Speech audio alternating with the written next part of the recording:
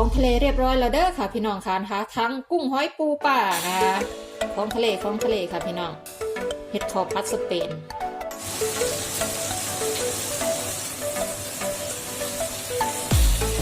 Cariño.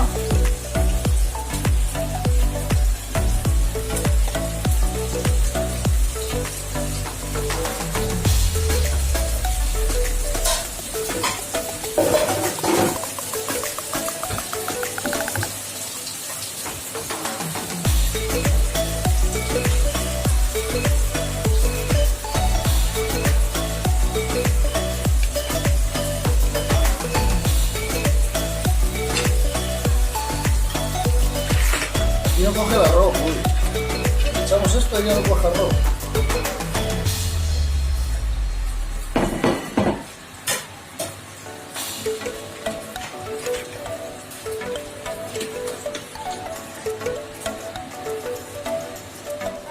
เป็นเต็มกระทะเลยนะคะเนี่ยเกี๊ยด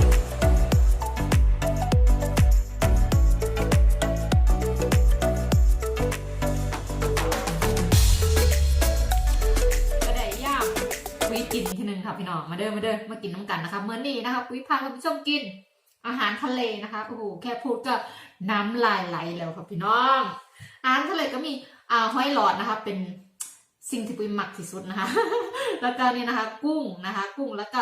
หอยแมงผู้นะคะพักที่ข้าวแกมก็จะเป็น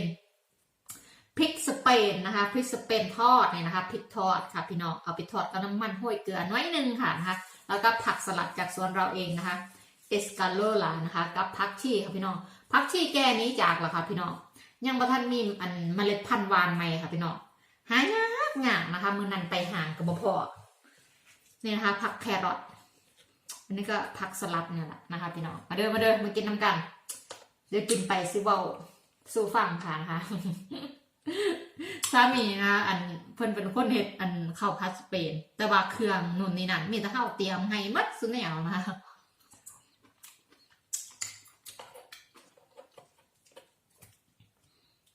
แล้วก็พายเพิ่นมักกินไผ่แอปเปิลนะย่ามผู้ได้มากอะหรือว่าไปกินบ้านได้เพิ่นก็มักให้เฮ็ดไผ่ค่ะแฟนปุ้ยเพราะว่าพวกของหวานน่ะเพิ่นบ่ค่อยมักกินหวานหลายนะแบบไผ่แอปเปิลมันบ่ค่อยหวานเพิ่นมักกินเพิ่นก็เลยเฮ็ดประจ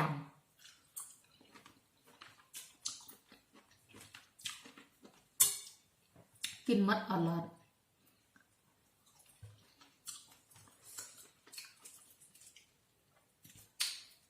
หมูฝรั่งค่ะเขาบ่เคยกินได้ต้มยำไก่พี่น้องดีใจครับอันเฮ็ดแล้วเพิ่นกินนะตอนแรกคิดว่าเขาเจ้าสิกินบ่ได้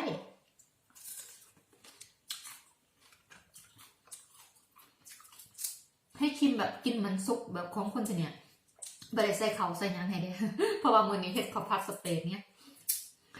ให้กินอันซุปต้มยำไก่เพิ่นสดน้ำปอดร้อนเลยนะคะ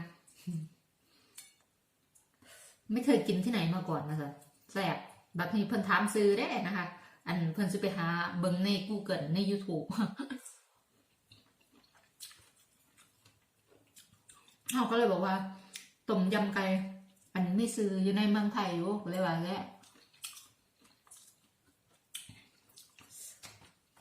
พวกผัดไทยนะผัดไทยแกงมัสมั่นพวกต้มยำกุ้งต้มยำไก่พวกเนี้ยเพื่อก็บอกเรา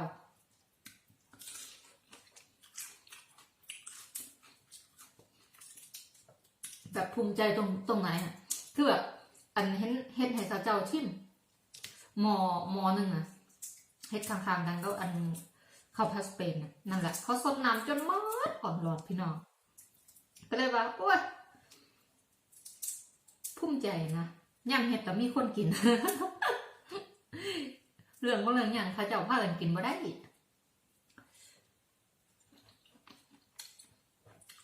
เพราะส่วนใหญ่ปุ้ยยึดคติตรงแบบว่าอาหารไทยตรงที่ว่าถ้าสามีปุ้ยกินได้คนอื่นก็สิกินได้เพราะว่าต้มยำไก่แฟนปุ้ยมักกินปุ้ยใส่พริกแค่เม็ดเดียว ใส่เครื่องครบนะข่าตะไคร้ใบมะกรูดผักชอกผักชี เห็นไหมเนี่ยปลูกเองก็จะมีรากนะกินยันรากกันเหรอฮัลโหลซื้อข้าวเจ้านะคะอันประมาณแค่นี้แหละนะคะก็คือไม่มีรากนะ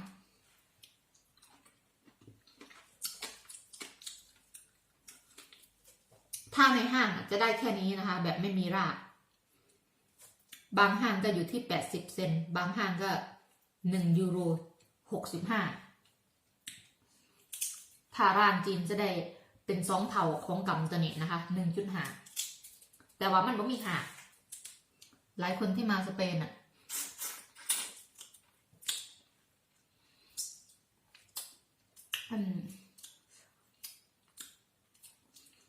มักถามไงเพราะว่าเขาเจ้าเนี่ยเขาเจ้าไปย่างห่างเขาเจ้าเห็นมันไม่มีหากคายนะเพราะว่าคุยเห็ดคลิปเนาะเขาเจ้าเห็นเขาเจ้าก็มักสิมาถามกันในคลิปอ่ะ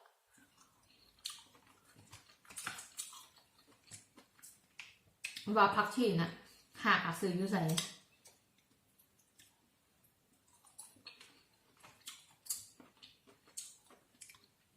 ต้องรอดูนะคะคนที่เขาปลูกขายอ่ะช่วงนี้ยังไม่ทันเห็นผู้ใดโพสขายอย่างนะ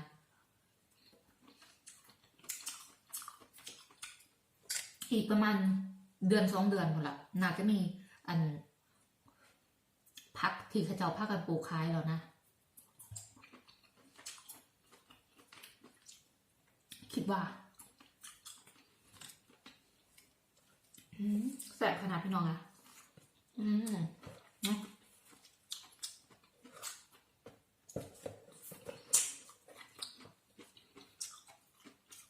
มีความหอม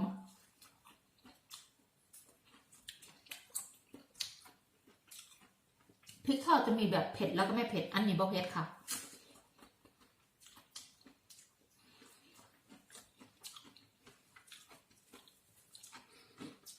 ทอดไปแล้วก็นะคะมีความหอมของน้ำมันนะคะก็ออกชิ้วพริกอะ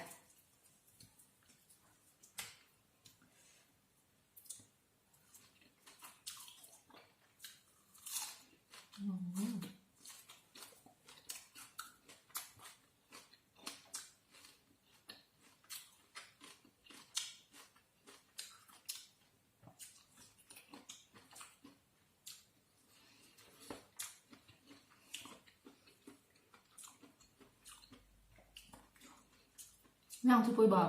ส่วนตัวเนี่ยนะคะเฮ็ดคลิปนี่สะดวกทายคนเดียวนะคะนานๆจังจะมีสามีมานั่งกินน้ำนะคะพี่น้อง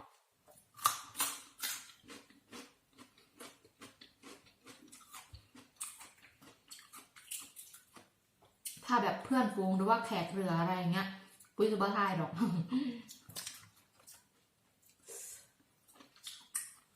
ว่านัดเจอกันอะไรเงี้ยเขาก็ต้องการความส่วนตัวนะคะ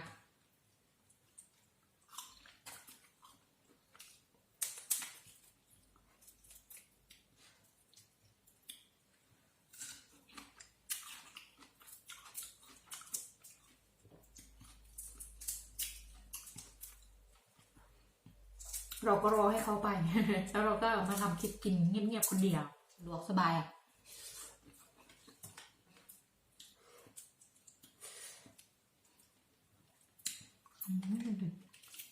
แซ่บคือเราล่ะ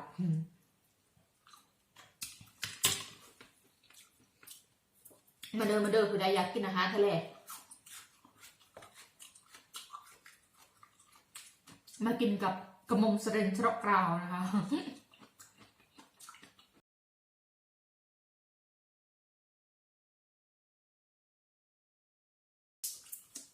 เนซีโรบักตลีค่ะ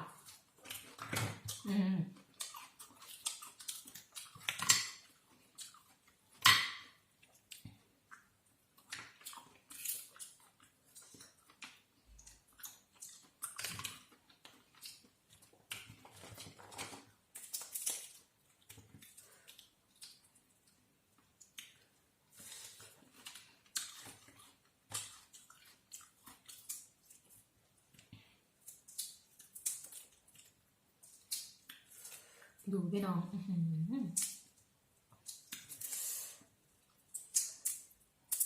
เบิ่ง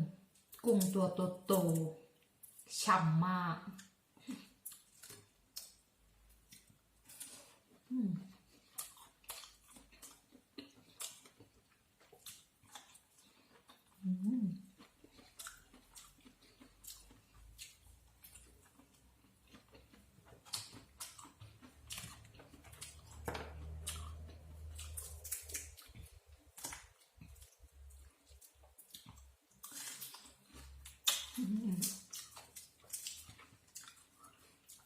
แขกไปปุ๊บเขาก็มาสวยเอา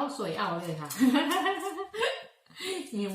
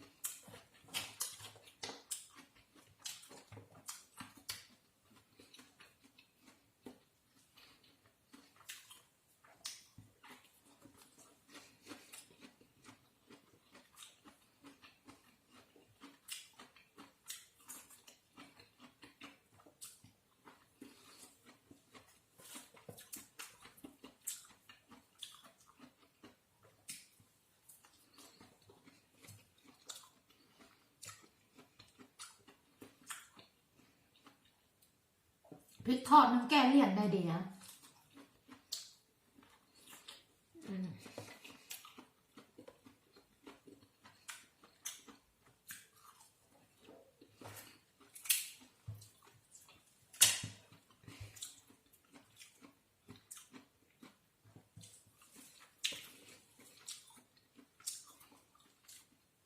แครอทก็มีความหวานกรอบ